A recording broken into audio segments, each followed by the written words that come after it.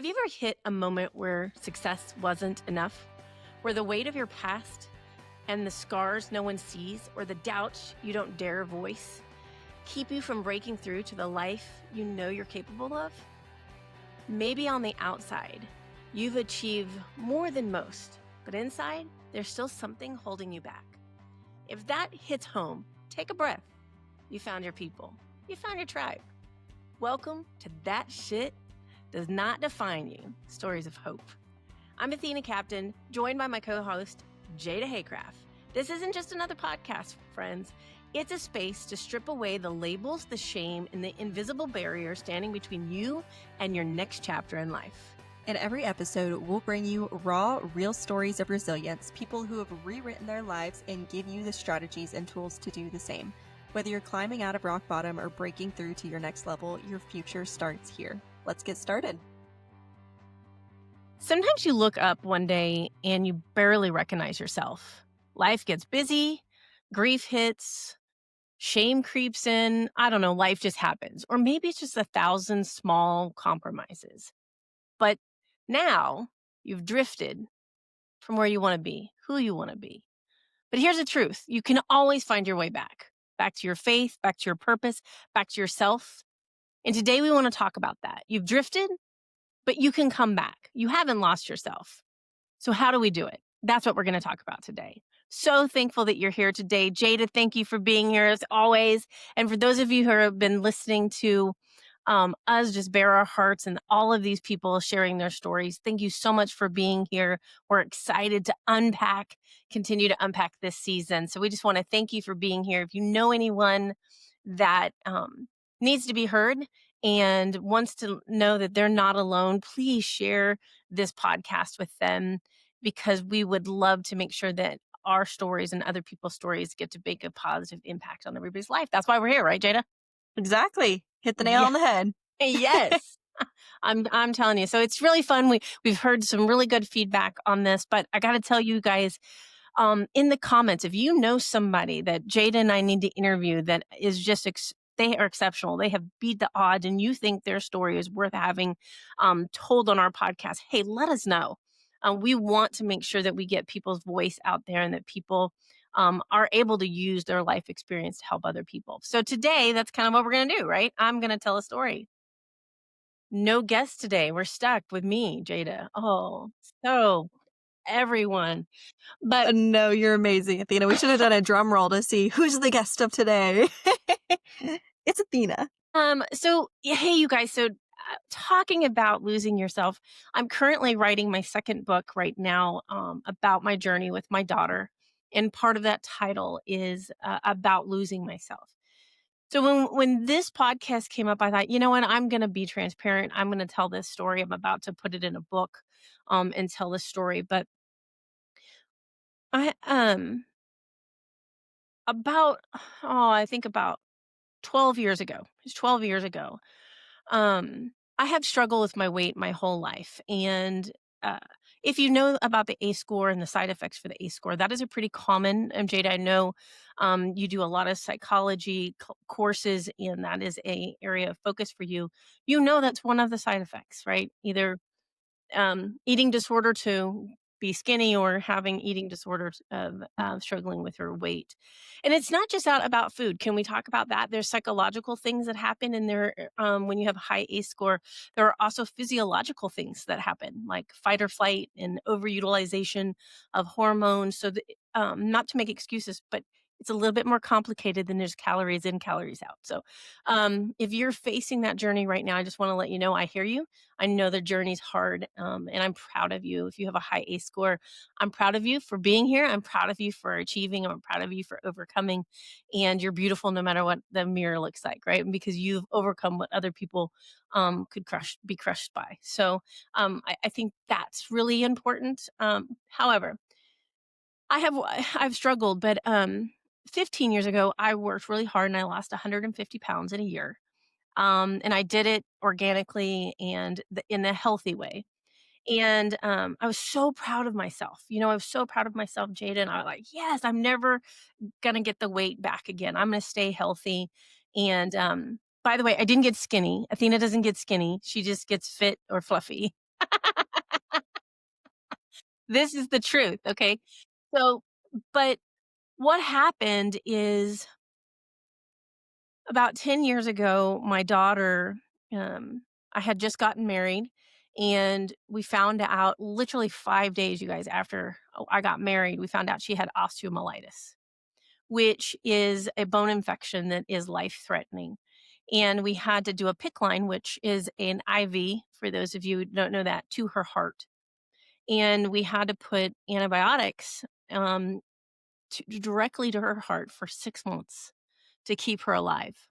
She, regressed, and, it was a really difficult time. Every week, we had a nurse have to come to our house, and my husband and I would have to hold her down while she was screaming as we had to tear the bandage off, and it was so sore and raw, and we had to clean it with alcohol, and, because, right, you can't get infection. So, we're going through that, plus I'm newly married, and, there's just that's a lot. And so through that, I started struggling again with finding myself. I got so wrapped up in her survival, making my marriage work, blending a family, and trying to navigate that the best way I can explain this is I put Athena on a shelf. And what I did is I put her on the shelf and I said, "Look, right now keeping, your daughter alive, building your marriage, building this blended family has to and earning the money to support the family has to become more important than you." Now, I'm not saying that's right, I'm just saying that's what I did. And, I put everything else above myself. And the things that I used to love, like running I'm gonna cry, like running Lake Hefner for fun. Now, I always ran slow, but I could run. And, taking time for myself occasionally, just to go on a really long walk, reading books, by myself, lifting weights. I used to love, love, love lifting weights. And I don't know where it didn't happen over one day, but what happened is I just gave up, that I didn't think that I had the energy, to be able to do anything that I loved, anything that mattered to me, and be able to, take care of these other things. And so, unfortunately, because of my childhood trauma, it was easy for me, Jada, to put myself on a shelf, right? Because I was put on a shelf or discarded or abandoned or abused. So that came natural to me. Um, that's sad. That's sad that it became that natural to me. Because what happened is slowly I stopped believing. Now, when before that particular season in my life, I was very driven. I knew that I wanted to, at that point, start a foundation in honor of my daughter, to help other families like us. That was something I wanted to do. Had just lost 150 pounds. I was thriving at work. I was everything. I was on a path for everything that meant something to me. And I had worked really hard to actually put myself first for the first time in a very long time, and got out of a marriage that wasn't, not healthy. But how quickly I let it all go. Hmm. I Yeah. did all that work, Jada, and then I let it go. And, it hurt beyond what I could really explain on this podcast. I started to believe that I, was never going to achieve my goals. I was never gonna become an international speaker. I was never going to be able to, accomplish building a foundation for my daughter. I never thought that I'd actually have the time again to run Lake Hefner or be fit enough to do that. And, boy, all of these feelings of self-doubt, self-loathing, all of that really kind of anchored in. And you know what's interesting? And I don't know if this has happened to you guys, but there were people that were really happy that I was failing. There were people that really were happy that I was gaining weight and that I was less attractive. There were people that were in my life that were championing my failure because the successful, put together Athena made them feel less. And so by me becoming less in their eyes, they felt like I got something on you, Mm, right? yeah. And I don't know what it is about our weight, but that's a big one. Like I remember as I gained 160 pounds. And as I had gained the weight because I put myself on this shelf, right? You guys, I'm not taking care of myself. Well, again, people finally found that thing that they were like, I got her. Like, that's the thing she sucks at. And one of the things I used to say to myself is, what I'm really pissed off about is that if I walked into a room and I showed my resume of everything I've overcome in life and everything I've accomplished in life and how I've overcome the odds, people were like, damn, right? Wow. But because I walked in obese, I instantly, the room was like, she's lazy, all those things, the stuff that people tell you. And that wasn't the case. I wasn't lazy. If you knew me, I was working a ton and I Mhm, was working to build a family and I was working to keep my daughter alive and I had taken on a new career that would give me flexibility. So I was taking that on. There was nothing lazy about me, even though I was obese. But, in my book, I talk about to care, to put all of that in place, I really lost myself. mm, Um, I'm thankful for the blended family that we created and how hard that was. I'm thankful that I can honestly sit here and say that I have given my daughter the best life possible. And I'm thankful that I have the marriage I have. But now, 13 years later, there are times where I'm like, at what cost? What did mhm, that cost me? And honestly, and there may be people listening to this, I don't know if anybody appreciates it. I don't know if anybody appreciates the what I lost, what I gave up, what I didn't do for myself to create that. I don't know. But it's really, I don't know if they would have asked of me either. Right?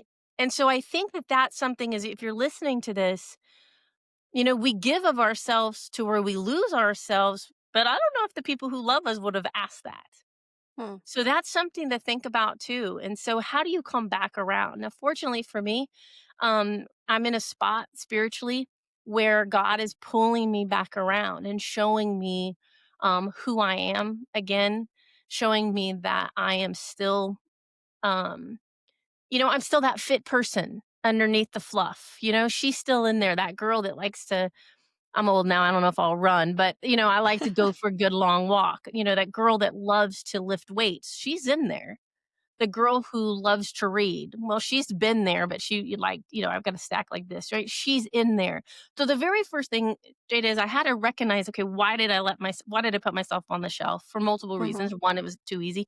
And two, because I gave so much of myself to build what I, wanted in life. But there's got to be a healthier way to do that, right? There's got to be a way where we don't totally lose ourselves when we keep ourselves. But now, and this is what I want you guys to listen to, you can find your way back. I am finding my way back. And this is what's crazy. I'm finding my way back when I have more going on. This is mhm, what's so crazy. I'm building, I have 2 podcasts going. I'm about to launch my second book. I'm a partner in one business. Own another business. I am thoroughly involved in a nonprofit, and my daughter is literally the sickest she's ever been. mhm, And all of that is true.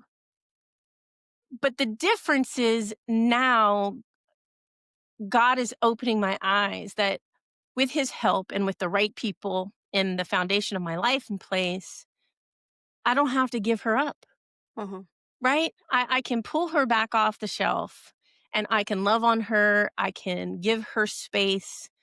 I can do all of these things in the middle of Savannah being sick, Mhm. right? And, Yeah. you know, you guys, if you're listening, I know how hard it is to fight back. I know. I'm in my 50s and, I think I'm down almost 80 pounds now in just about a year. And it's hard work. That's hard, right? That's hard work. But I'm doing it not because I want to look cute in a bikini, but because I want to honor the lady I put on the shelf. I want to take care of her so she can have the stamina to do what God has called her to do in her life because I need to do that. And the other thing is I'm worth fighting for. Yeah, Gosh you darn are. it. Right? I'm worth fighting for. And it's okay for me to say, "Hey, I need some time for me." It's okay for me to honor myself. It's okay for me to be proud of that person I put on the shelf and bring her back down. So how do you do it? Well, I'm telling you, the very first thing is that I'm learning that I am important and I am valuable and I do add value to people. But I don't think I've ever said this out loud outside of therapy. The biggest thing is I realize that I don't have to earn people's love. And I gave so much of myself because I felt like if I didn't, no one would love me or they would leave me. And that is not true.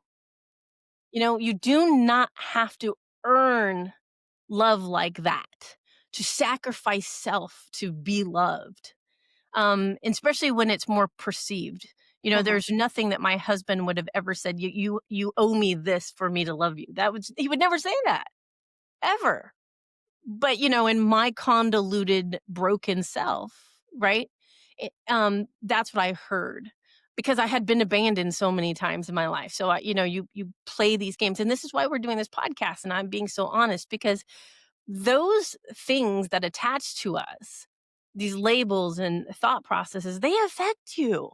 Mhm. They really do if we don't talk about it. And I don't know why we're not talking about it. We need to talk about it. We need to be vulnerable. I'm being very vulnerable, but I had to learn that I didn't have to work to get people to love me. Mhm. That I could just be my authentic self, my loud, direct self. You can't be an a-hole. You got to be a good person, but it I'm learning that. And in learning that, interesting enough, now I'm starting to do better behaviors for myself. I'm choosing to do things that are better for myself. So, and I don't feel like I have to fight so much to get people to love me. I feel like um authentically inside I feel loved. And a lot of that is my faith, but I feel that. And I feel at peace and I feel like God's got me and in the future he's got me and that he has a perfect plan for all of this convoluted cray cray that I have created and the world is created, right? And so if you're listening, I hope you understand the fight's never over. I understand there are moments we put ourselves on the shelf because we have a moment of survival. But please don't leave yourself up there. Please take yourself back down. Remember who you are. Talk to your little girl or little boy inside of you. Give them space to have a voice and know that you're always worth loving, you're worth living, you're worth knowing, you have value, you have purpose, and you are worth fighting for. And if you're the person who has to fight the hardest for that, then that's okay. I had to fight. No one could have told me who I was until I felt it on the inside. So you have to fight for who you are um, on the inside. And I'm going to finish this off about knowing who you are and kind of having fun. I think Jada already knows this story, but I just think it's so funny. I have to say it. So I'm a nerd. Okay, this is who I am. If you're talking about who I am, I am a curvy, nerdy woman. That's who I am, right? Who loves to speak and I like to enjoy life. Maybe not as much as my hubby, but I do enjoy life. He just really lives toward like smelling the roses kind of thing. But so here's this funny story. So a couple of weeks, last week, I had to read a business book for a project at work, and it was on data. And I was at the pool, and I'm reading my data book because I thought, you know, if you got to read a book for work, why not do it at the pool? Right? I mean, Cool. that's where I would be reading it. Right? I mean, you got to read it anyway. So I'm like, this is perfect. So I'm sitting by the pool reading this book on data. And this lady says, "Are you really reading a data book at the pool?" And I'm like, "Yeah, I have a leadership meeting tomorrow and we're looking at stats and how we grow our business, you know, all nerdy-fied, all happy." And she goes on to swim and she and a couple of other ladies just start talking and they talk about some books of their choice that would not be my choice. They're more romance kind of things. And I just kind of chuckle because that's not my thing. But if that's your thing, great. And, but then the lady who had asked me the question, Jada, literally said, "Well, I'll tell you one book I would never be reading at the pool, and that would be a data book." And I just was like, I just got nerd shamed at the pool. Oh my, but I say that to say, Goodness. I'm proud to be a nerd. I'm proud to be reading a data book.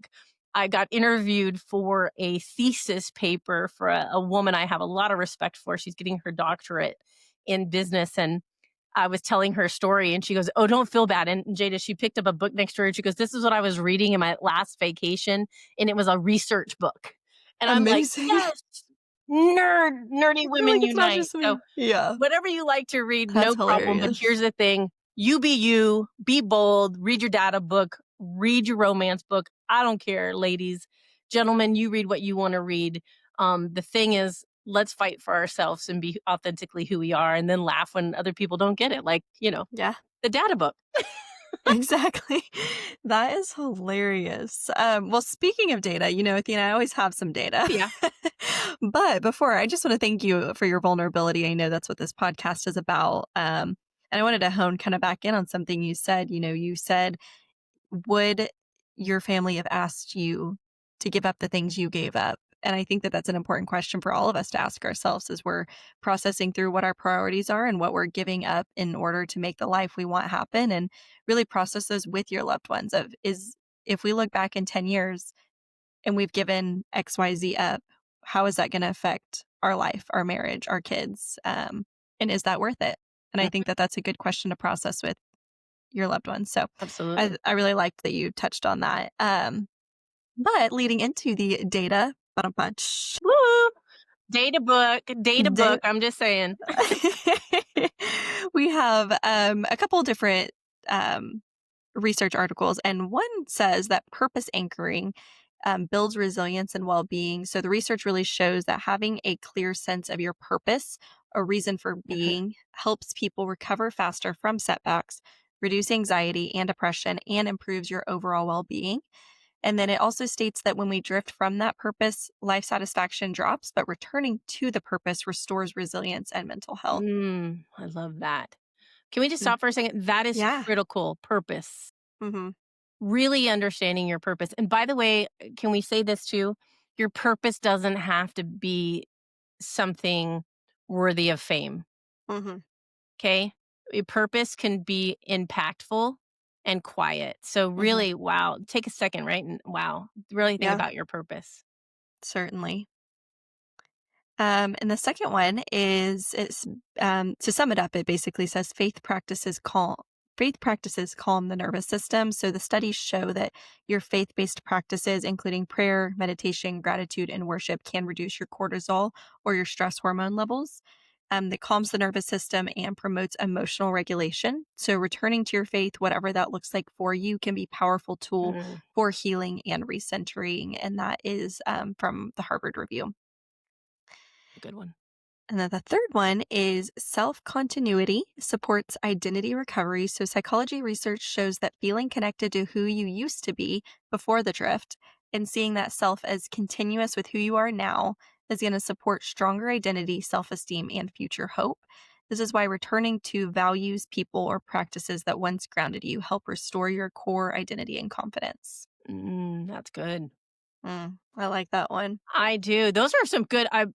That is really interesting that those are statistical facts. Hmm. Because I will say, part of the journey back to finding Athena is purpose. I really Hmm. know what I'm supposed to do, my faith, and feeling connected. So wow. Mm. I love it when your stats fit the story. Yay! I know it's always kind of comical, especially whenever we're interviewing people, and I mean they don't know our statistics, we don't know the intimate details of their story, and so it's funny whenever they always tend to line up. I'm like, Like, I'll tell yes, I love that. Alright, so some guess there's rubber some meets the facts here. road. Huh? Go ahead, I sorry. said, I guess there's some facts here. Oh, that's I I was making a know. joke. There see, that's why you read data books. Just There you saying, go. that's gonna be my new thing. By the way, it was a good book, but, it was an easy read too. Alright, you guys, so rubber meets the road. How do we find our way back with faith, purpose, and self, right? I mean, what do we do? You guys know that Jada and our hearts is to give you practical things. We hope that you're inspired and motivated, but more importantly, we really hope you take action. Your life matters, you matter, and so that's really what rubber meets the road. So, number one thing to do, and again, I hope you guys have notebooks that you're taking some notes here because there's always things to do, right? There's homework. Number one, though, name what you've drifted from, right? Because you have to ask yourself, where did I drift? You know, who was I before? What did I believe before? What behaviors did I love about myself? What were my values that I had before? What are my dreams? All of these things you need to ask yourself, what did I drift from? And, in my story, it was really my daughter's health and how she consistently um, uh, got medically ill. Interesting, when I had settled with her being disabled, that's one thing. But the medically ill, every time she got medically ill, it would send me back, you guys, into a drift. And I would lose myself and I would gain more weight. So, really thinking about, ask yourself, what have I drifted? Where have I drifted? What have I missed? This is an easy analogy if you're thinking about, okay, well, where did I drift? If you're somebody who, like I used to be, I was faithful, 4:30 in the morning, I was going to the gym 5 days a week. You could put your watch on it. My best friend used to laugh and she would be like, I know every day of, I know what time it is and where Athena is based on her, structure of her life. And so, I let that go. So there's things like that where you can look back and say, okay, that behavior really worked and I drifted from it. Number two, reach out to what once grounded you. Okay. So oftentimes when we're in a drift, we isolate to a certain degree. So go back and reconnect with people, reconnect with your faith, reconnect with activities that fed your life, gave you hope, recentered you. So here's what I want you to do: identify at least one person or a practice, a thing you used to do, or a place that used to ground you, and go back there this week. Go back there. And my husband and I recently, he was checking out a golf course and at Lake Hefner because he wants to go play there. And we were driving around the lake as he was looking at the golf course, and I had this, like, sadness hit, and I'm like, "You used to come out here and walk and run and think and pray and dream, and you haven't done that in 10 years." Mm, Right? And I thought, "Why?" "Why?" It's there. So that would be a reconnecting. That would be me going back out there and getting that meditation and time with, God, and time to by myself to think, and go back to a place that makes you feel that good way that you have felt before. Um, the other number three, reaffirm one core value. Okay, so think about this. Ask yourself, what did I believe in? What do I still believe in? What did I believe before? There's some connectivity there. So I'll tell you, no matter how far you've drifted, go back and think through, what are your core values? What's your mission statement? We talk about in life, in business so much, like, what's your mission statement? What's your mission statement for you? What's your mission statement for you? What do you want to be known for? What is the values that you want to make sure that people see? It could be integrity, it could be compassion, it could be kindness, it could be service. Whatever it is, you want to think through that. I know this sounds a little, um, I don't know, sad, but it's not. But what do you want said at your eulogy? mm. You know? What are the values you wanna be known for at your eulogy when people are talking about you? What do you wanna be known for? And what are those values, and how do we integrate them back into our life? So think about that. So how can I live that way today so that whatever I want said of me at my eulogy is being said? And I'll tell you, in the last, 3 years, I've been to 2 funerals where, the people were not nice people, literally, where the children wouldn't even speak at the funeral because there was nothing nice to say. Don't be that person. Don't be the person where everybody's like, "I don't know how we write the eulogy. I don't know how we write this, say this because this person." Wow, right? We don't know. Life is too short. Life is too important. Let's make sure that, we are incorporating those values back into ourselves, and that as we drift away, we come back, and we realize, this is the life I want. This is what I want to be known for.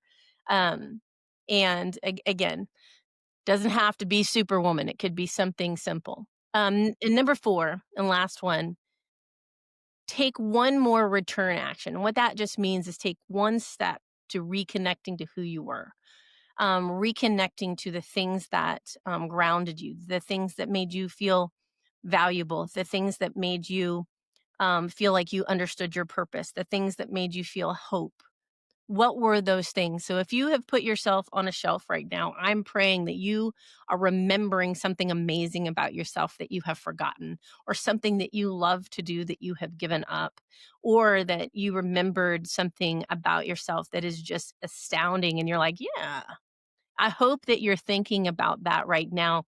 In our business world, Jada and I talk a lot about a success journal and Mhm. keeping a journal of all your successes, because it's too easy to forget how amazing we are. And I really want you to just reconnect back to the amazing human being you are, and your potential, and what you've overcome, and who you are, the beautiful part of who you are. I have to say, on a side note here, I have a coaching client, and she consistently underestimates her, impact and her importance and how amazing she is. And so, a couple weeks ago, she called me, and our only exercise, Jada, is I said, "Start telling me every win you have." And so she just was going off and off and off. And before she knew it, she goes, "Man, I'm doing great." I said, Exactly. So That. part of her coaching now is that she has to call me mid-month, and it's the brag call. All she's allowed to do on that call is brag about herself. And so, again, it's taking those small steps back. She's building a business from scratch. It's hard. She's building a division of a company. So she needs that remembrance. And you listening today may need that remembrance. Okay. So, baby steps, get back, into it. Remember how amazing you are. Maybe you need a friend that you call that you can have a brag call about. I'm just saying, um, and give yourself some grace. Remember, it's not going to be perfection immediately. But I'll say this, Jada, before we end. Every single one of you matter. I don't. Right now, you could be at the lowest place you have been in a long time. Then you're listening to this for a reason, because it's time to remember the beautiful person. It doesn't matter what you've done, who you've hurt. You can forgive yourself, you can forgive others, and there's a way out. And so, there are places for you to reach out to get help.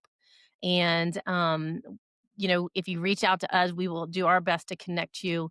You are not alone, and I mean that sincerely.